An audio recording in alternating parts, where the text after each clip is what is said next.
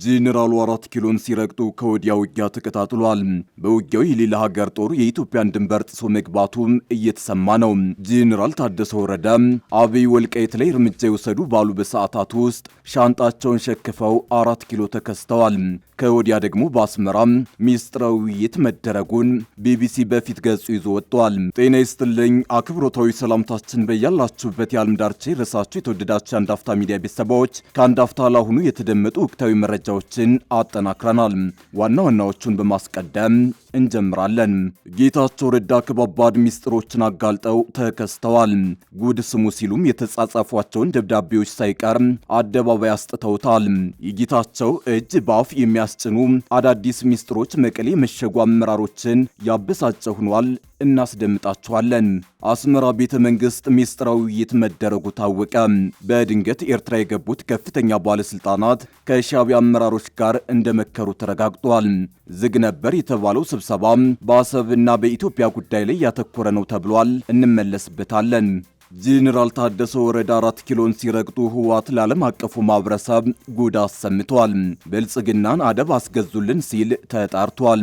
ህወሓት 4 ኪሎ ላይ ጫና ለመፍጠር ኮማንዶ ከማሰልጠን እስከ ዲፕሎማሲ ድረስ ትግል እያደረገ ነው። ዛሬው ዕለት ደግሞ ጠቅላይ ሚኒስትር አብይ ባለፉት ሳምንታት የወሰዷቸውን እርምጃዎች የሚቃወም መግለጫ አሰራጭቷል። ታደምጡታላችሁ። ነገሩ ከቁጥጥር ውጭ እየሆነ ነው። ዋና ከተማዋ የሚሰማው የተኩስ ድምጽ ቢቀንስም አለመቆሙን አንድ አፍታ ሚዲያ አረጋግጧል። የጋምቤላ ከተማው ውጊያ ሲቀጥል የደቡብ ሱዳን ታጣቂዎችም ድንበር ተሻግረው መግባታቸው እየተነገረ ሲሆን በዛሬው ዕለት የመከላከያና ፌዴራል ኃይል ወደ ከተማው እንደገባ ማረጋገጥ ተችሏል። ትሰሙታላችሁ። የተወደዳችሁ የአንድ አፍታ ሚዲያ ቤተሰቦች እነዚህና ሌሎችን መረጃዎችን ይዘናል። እስከ መጨረሻው ድረስ አብራችሁን ቆዩ።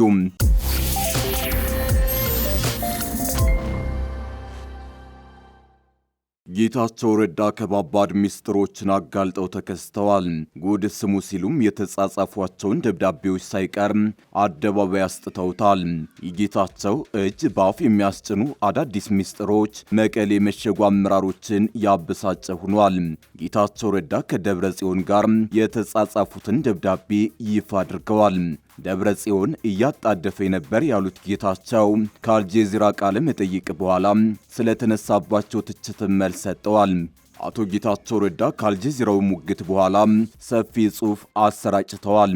በጽሑፋቸው ከደብረ ጽዮን ጋር የተላላኩትን ደብዳቤዎች ይፋ አድርገዋቸዋል። የፕሪቶሪያው ስምምነቱ ይፈረማል ተብሎ በሚጠበቅበት ኖቬምበር 2 ደብረ ጽዮን በቦታው ያለው ሁኔታ ምን ያህል አደገኛ እንደሆነ የሚገልጽ ሌላ መልእክት ላከ የሚሉት ጌታቸው መልእክቱንም እንዲህ ሲሉ አስፍረውታል። ሰላም፣ አዲግራት በጠላቶች እጅ ልትወድቅ ጫፍ ላይ ነች።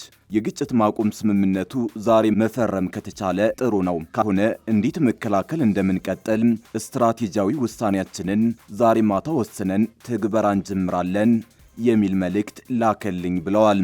ጌታቸው ቀጥለውም ከክስተቱ በኋላ ምንም አይነት ማስተካከያ ቢደረግም ፕሪቶሪያ በአመራሩ ዘንድ እንደ ህዝብ ግንኙነት ስራ አልታየም ነበር ያሉ ሲሆን ትግራይ ከዚህን በኋላ ልትሸከመው የማትችለውን ጦርነት ለማስቆም የተደረገ ሙከራ ነበር።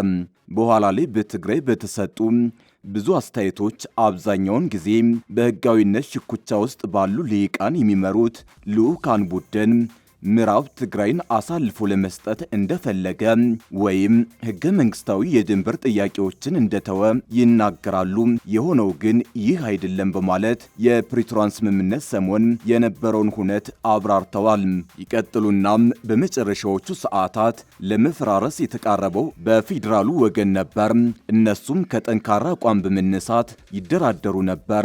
በ11ኛው ሰዓት የፌዴራል ልዑካን ቡድን ወደፊት የሚቋቋሙ ጊዜያዊ ክልላዊ አስተዳደር በምዕራብ ትግራይና በራያ ስልጣን እንዳይኖረው የሚያደርግ ቃል ለማስገባት ሞክሮ ነበር።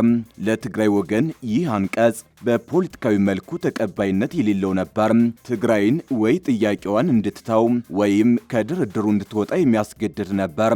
ያ ቃል በስምምነቱ ውስጥ ቢቀጥል ኑሮ ንግግሩ የመክሸፉ ዕድል ሰፊ ነበር። ስምምነቱ የዳነው በአመቻቾች ጣልቃ ገብነት በቀድሞ የኬንያ ፕሬዝዳንት ኡሁሩ ኬንያታና በወሳኝነት በጠቅላይ ሚኒስትር አብይ አህመድ ነበር። አብይ ስምምነቱን ለማዳን ማገዛቸው ለአንዳንድ ትርክቶች የማይመች ሊሆን ይችላል፣ ነገር ግን እውነታው ይህ ነው ሲሉ ሰፊ ማብራሪያ ሰጥተዋል። ሌላው ጌታቸው በዚህ ጽሑፍ ያነሱት ጉዳይ የአልጀዚራውን ቃለ መጠይቅ ነው። ከሜሂዲ ሐሰን ጋር ያደረግኩት ቆይታ በኢትዮጵያ ውስጥና ከሀገር ውጭ ትልቅ ማዕበል ፈጥሯል ብለዋል። ከፊሉ ምላሽ የሚጠበቅ ነበር። በትግራይ የነበረው ጦርነት እጅግ የበዛ ሐዘን፣ ቁጣና ያልተቋጩ ጉዳዮችን ጥሎ ስላለፈ ማንኛውም ህዝባዊ ውይይት ያለፈን ሐዘን መቀስቀስ፣ የሻረን ቁስል ማድማቱ አይቀርም። ከፊሉ ምላሽ ደግሞ አጋላጭ ነበር። ጮክ ብለው ይደመጡ የነበሩት ክርክሮች እኔ ስላልኩት ነገር ሳይሆን የተለያዩ ቡድኖች የፕሪቶሪያው ስምምነት ምን እንዲሆንላቸው እንደሚፈልጉ የሚያሳዩ ነበሩ። ከቃለ መጠይቁ በኋላ ባሉት ቀናት ደጋፊዎችም ተቃዋሚዎችም ለንግግሬ ቃና የተለያየና የሚጋጭ ትርጉም ሰጥተዋል ሲሉ የቃለ ምልልሱ በኋላ የነበረውን ሁነት ገልጸውታል። ጥቂት ተቃዋሚዎቼ በጦርነት ጊዜ ከምናገራቸው ንግግሮች መውጣቴንና የለዘበ ቋንቋ መጠቀሜን እነሱ ለኔ ከሰጡኝ ዓላማ እንደ ክህደት የቆጠሩት ይመስላል። እኔ ይህንን አመለካከት አልቀበለውም። ቋንቋዬ ከጦርነት ቋንቋ ይልቅ የለዘበ ከሆነ ለሰላም ፍላጎት ስላለኝ ነው። ሰላምን እንደመፈክር ሳይሆን ለሕዝቤ እንዳለኝ ግዴታ ስለመቆጥረው ነው ሲሉ ለነቃፊዎቻቸው ምላሽን ሰጠዋል። አክለውም ያ ምላሽ ወሳኝ ነው፣ ምክንያቱም ጥልቅ የሆነ ችግርን ያሳያል። በትግራይና በመላው ኢትዮጵያ ፖለቲካዊ ውይይት እንደ ፍላጎት የሚተረጎም ሆኗል። ሰዎች ስምምነቱን ሲመቻቸው ይጠቅሱታል፣ ሲያሻቸው ደግሞ ችላ ይሉታል። ፕሪቶሪያ የተሰባበረውን ክልል ለማረጋጋት እንደ ማዕቀፍ ከመውሰድ ይልቅ በውስጥ ሽኩቻዎች እንደ መጠቀሚያ መሳሪያ እየተደረገ ነው። በኢትዮጵያ የቅርብ ጊዜ ታሪክ እጅግ አውዳሚ የነበረውን ግጭት ካስቆመው ከ3 ዓመታት በኋላ ዘላቂ ሰላም አሁንም በሙሉ እግሩ አልቆመም በማለት ጽፈዋል። አስመራ ቤተ መንግስት ሚስጥራዊ ውይይት መደረጉ ታወቀ። በድንገት ኤርትራ የገቡት ከፍተኛ ባለስልጣን ከሻዕቢያ አመራሮች ጋር እንደመከሩ ተረጋግጧል። ዝግ ነበር የተባለው ስብሰባ በአሰብና በኢትዮጵያ ጉዳይ ላይ ያተኮረ ነበር ተብሏል። በትናንትናው ዕለት አንድ ጥቁር እንግዳ ሳይጠበቅ አስመራ ገብተዋል። እንግዳዋ በአስመራ ልዩ አቀባበል የተደረገላት ሲሆን ለሚቀጥሉት 2 ቀናት አስመራ እንደሚቆዩ ተረጋግጧል። ኤርትራ የገቡት ጥቁር እንግዳ የስዊድን ውጭ ጉዳይ ሚኒስተር ማርያም አልመር ናቸው። ሚኒስትሯ ትናንት አስመራ መግባታቸው የተረጋገጠ ሲሆን በዚያም ከኦስማን ሳሌህና ከከፍተኛ የኤርትራ ባለስልጣናት ጋር ተነጋግረዋል። በኦስማን ሳሌህ ጽህፈት ቤት በተካሄደው ውይይት ሁለቱ ወገኖች በአፍሪካ ቀንድ አካባቢያዊ ለውጦችና በቀይ ባህር ሰላምና ደህንነት ላይ መምከራቸውን የኤርትራ መገናኛ ብዙሃን ዘግበዋል። ሚኒስትሯ ኤርትራን የጎበኙ የመጀመሪያው የስዊድን ባለስልጣን ናቸው።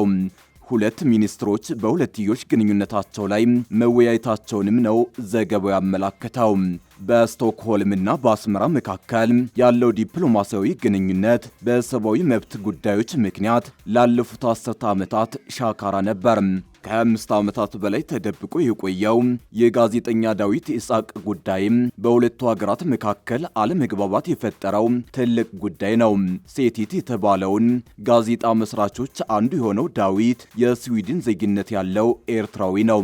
ስዊድን ጋዜጠኛው የት እንደሚገኝ ደጋግማ በመጠየቅ ከእስር እንዲፈታ ጥረት አድርጋለች። ለ2 ቀናት በሀገሪቱ እንደሚቆዩ የተነገረላቸው ባለስልጣን በዳዊት መታሰር ጉዳይ ከኤርትራ ባለስልጣናት ጋር በድጋሚ እንደሚነጋገሩ ይጠበቃል። ከኤርትራ ማህበራዊ ጉዳይ ሚኒስትር ልዑል ገብረአብ ጋር ባደረጉት ቆይታ ኤርትራ ማህበራዊ ፍትህን ለማስፈን ያቀደችውን እቅድና ያስመዘገበችውን ውጤት አስመልክቶ ገለጻ ተደርጎላቸዋል ሲል ዘገባው አመላክቷል። ጄኔራል ታደሰ ወረደ 4 ኪሎን ሲረግጡ ህወሓት ለዓለም አቀፉ ማህበረሰብ ጉድ አሰምቷል። ብልጽግናን አደብ አስገዙልን ሲል ተጣርቷል። ህወሓት 4 ኪሎ ላይ ጫና ለመፍጠር ኮማንዶ ከማሰልጠን እስከ ዲፕሎማሲ ድረስ ትግል እያደረገ ነው። በዛሬው ዕለት ደግሞ ጠቅላይ ሚኒስትር አብይ ባለፉት ሳምንታት የወሰዷቸውን እርምጃዎች የሚቃወም መግለጫ አሰራጭተዋል። መቀሌን ምሽጉ ያደረገው ህወሓት በመግለጫው በትግራይ ላይ የተጣሉ ገደቦች በመቀሌና አዲስ አበባ መካከል አለመተማመንን ከመፍጠር አልፎ የፕሪቶሪያን ስምምነት አደጋ ላይ እንደሚጥል ህወሓት ገልጿል። የፌዴራል መንግስት በፕሪቶሪያ ስምምነት መሰረት የገባውን ግዴታ አክብሮ የያዘውን የትግራይ በጀት እንዲለቅ አሳስቧል። የፕሪቶሪያ ስምምነት ዋስትና ሰጪዎችና ዓለም አቀፉ ማህበረሰብ ለጉዳዩ አፋጣኝ ትኩረት ሰጥቶ ጫና እንዲፈጥር ጥሪ አቅርቧል። በትግራይ የተፈጠረውን ዳግም ወደ ጦርነት የመመለስ ውጥረት ለማርገብ የዓለም አቀፉ ማህበረሰብ በአስቸኳይ ጣልቃ እንዲገባ ህወሓት በመግለጫው አሳስቧል። ጄኔራል ታደሰ አስቀድመው የወልቃይትን ጉዳይ ማስፈራሪያ አድርገው ወደ አዲስ አበባ ሲያቀኑ ህወሓት አስከትሎ የትግራይ በጀት መያዝ አደገኛ አደጋ ያስከትላል ብሏል። ህወሓት በእንግሊዝኛ ቋንቋ ለዓለም አቀፉ ማህበረሰብ ባወጣው መግለጫ የትግራይ በጀት መቋረጥ የፕሪቶሪያውን ስምምነት እስከ ወዲያኛው እንዲያከትምለት እያደረገ ነው ብሏል። ህወሓት አዲስ ባወጣው መግለጫው የፌዴራል መንግስት የበጀት እቀባ የፕሪቶሪያውን ስምምነት ህልውና ላይ አደጋ ደቅኗል ብሏል። የፌዴራል መንግስት የትግራይ ጊዜያዊ አስተዳደር በጀት መያዙና የኢፈርት ድርጅቶችን የባንክ ሂሳብ ማገዱ ወደ ጦርነት የሚመልስ እርምጃ መሆኑን ህወሓት ገልጿል። የፌዴራል መንግስት ባለፉት 2 ወራት በጀቱን ለትግራይ ጊዜያዊ መንግስት አለመልቀቁን ያስታወሰው ህወሓት እርምጃው በህዝብ ላይ ጫና ፈጥሯል ብሏል። በበጀቱ መቋረጥ ምክንያት በክልሉ የጤና፣ የትምህርት፣ የውሃ አቅርቦትና ሌሎች አገልግሎቶች መስተጓጎላቸውን ገልጿል። መግለጫው የፌዴራል መንግስት የትግራይ ልማት ድርጅቶችን የባንክ ሂሳቦችን በሙሉ መዝጋት የክልሉን ኢኮኖሚያዊ እንቅስቃሴ በእጅጉ ጎድቶታል ብሏል። የድርጅቱ 20 ሺህ ገደማ ሰራተኞች ደሞዝ መክፈልን ጨምሮ የልማት ድርጅቶቹ ምንም አይነት እንቅስቃሴ ማድረግ አልቻሉም ብሏል። ከበጀት መቋረጥና ከልማት ድርጅቶች የባንክ ሂሳብ መታገድ በተጨማሪ የፌዴራል መንግስት ባለፉት 10 ወራት የነዳጅ አቅርቦት ገደብ መጣሉን ህወሓት በመግለጫው አስታውሷል። ገደብ የተጣለው ህወሓትና ሻዕቢያ ድንበር ከፍተው ግንኙነት መጀመራቸውን ተከትሎ ወደ ትግራይ የሚገባው ነዳጅ በባድመ ድንበር ወደ ኤርትራ እየተሻገረ ነው በሚል ነው። ነገሩ ከቁጥጥር ውጭ እየሆነ ነው። በዋና ከተማዋ የሚሰማው የተኩስ ድምፅ ቢቀንሰም አለመቆሙን አንድ አፍታ ሚዲያ አረጋግጧል። ጋምቤላ ከተማው ውጊያ ሲቀጥል የደቡብ ሱዳን ታጣቂዎች ድንበር ተሻግረው መግባታቸው እየተነገረ ሲሆን በዛሬው ዕለት የመከላከያና ፌዴራል ኃይል ወደ ከተማው እንደገባ ማረጋገጥ ተችሏል። የግጭቱ ምንጭ ብሔርን መሰረት ያደረገ መሆኑን የክልሉ ባለስልጣናት ያረጋገጡ ሲሆን ማንነት ጥቃት የሚፈጽሙት ታጣቂዎች ከውጭ ኃይሎች ግንኙነት እንዳላቸው እየተገለጸ ነው። በተለይም በጎረቤት ሀገር ደቡብ ሱዳን የሚንቀሳቀሱ የታጠቁ ኃይሎች በግጭቱ ውስጥ ጣልቃ መግባታቸው የሚያመላክቱ መረጃዎች እየወጡ ነው። በጉዳዩ ላይ ለቢቢሲ ማብራሪያ የሰጡት የክልሉ ምክትል ፕሬዚዳንት ዶክተር ጋት ሉዋክ ሮን በስም ካልጠቀሷቸው ከታጠቁ ኃይሎች ጋር ግንኙነት ሊኖራቸው እንደሚችል ጠቁመዋል። በአሁኑ ወቅት በጋምቤላ ክልል በተደራጀ ሁኔታ የሚንቀሳቀስ ታጣቂ ኃይል ባይኖርም በአጎራባች የደቡብ ሱዳን አካባቢዎች የሚንቀሳቀሱ ታጣቂ ቡድኖች ድንበር ጥሰው በተደጋጋሚ ይገባሉ። የክልሉን ሰላም እየፈተነ ያለው ጥቃት የተፈጸመው በማን እንደሆነ የተጠየቁት ጋት ሉዋክ ጥቃት አድራሾቹ በተደራጀ ሁኔታ የሚንቀሳቀሱ አለመሆናቸውን ተናግረዋል። ምንም እንኳን በተደራጀ አግባብ አይንቀሳቀሱም ቢባልም አንዳንዶቹም ከአሜሪካ ገንዘብ የሚላክላቸው ተራ ሰዎች ናቸው ብለዋል። ለጥቃቱ ተጠያቂ የሆኑ አካላት ከታጣቂዎች ጋር በውስጥ በተቀናጀ መንገድ የሚገናኙ ከሆነ አናውቅም ሲሉም አክለዋል። በያዝነው ዓመት ችግር ነበር ያሉት ምክትል ፕሬዝዳንቱ በዚህ ሰሞን ያጋጠመው ጸጥታ መደፍረስ ግን በጣም የከፋ ሆኗል ሲሉ ገልጸውታል። የክልሉ መንግስት በመግለጫው በመደበኛ የጸጥታ ተግባራት ላይ ከተሰማሩ የጸጥታ አካላት ውጭ የጦር መሳሪያ ይዞ በሚንቀሳቀስ ማንኛውም ግለሰብም ሆነ ቡድን ላይ የጸጥታ ኃይሎች አስፈላጊውን እርምጃ እንደሚወስዱ አመላክቷል። እንደ ክልሉ መንግስት ገለጻ ከሚመለከታቸው አካላት ጋር በመቀናጀት ተጠርጣሪዎችን በቁጥጥር ስር ለማዋል ክትትል እየተደረገ ሲሆን በርካታ ግለሰቦችም በቁጥጥር ስር ውለዋል።